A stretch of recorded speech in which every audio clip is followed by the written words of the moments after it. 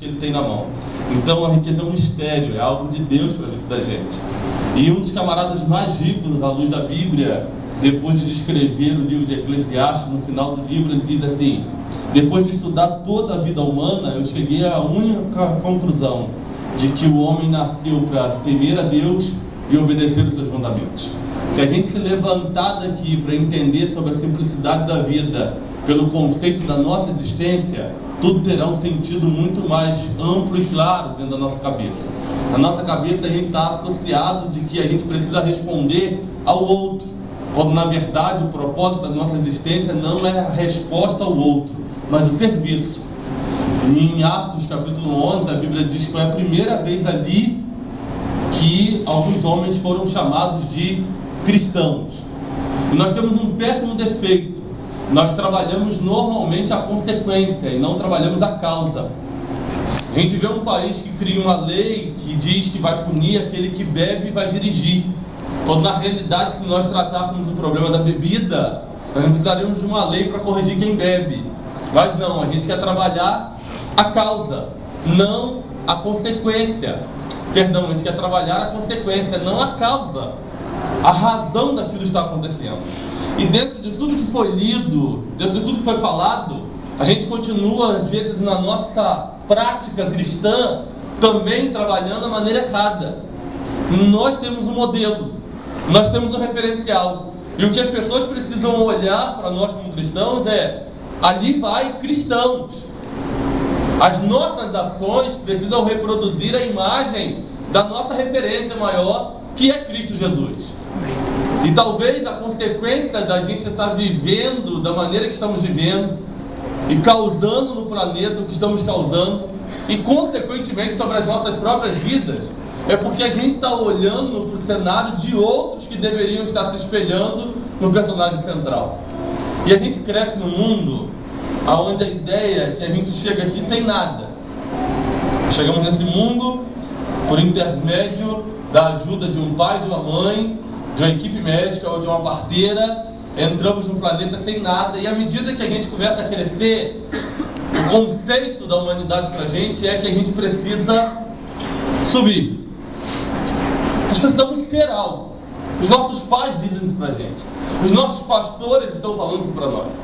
Os professores estão nos incentivando a todo momento a subir. Você precisa ser, você precisa ter, você precisa conquistar, você precisa possuir. Essa é a ideia. E quando você começa a associar a vida nesse sentido, a gente começa a andar na contramão do sentido real da existência humana. Porque quando a gente pensa no conceito do nosso maior referencial, a gente passa a entender que nós nascemos para servir. Deus deu um jardim a Adão para que Adão cuidasse do jardim. Deus deu uma mulher a Adão para que fosse uma ajudadora para ele, uma auxiliadora. E Deus nos deu a sua palavra para que nos ensinasse a viver por outro, não para nós mesmos. E quando Paulo vai escrever a sua carta aos Filipenses, ele diz assim: que ele, existindo em forma de Deus, não considerou o fato de ser igual a Deus algo que ele devesse se apegar, mas pelo contrário, assumindo a forma de homem, tornou-se servo, e um servo que se humilhou e que foi obediente até a morte, e morte de cruz. O mundo diz que a gente precisa subir, e a Bíblia nos diz que aquele que tinha tudo para estar em cima desceu para ensinar, para deixar nos nossos corações a ideia do real sentido da vida.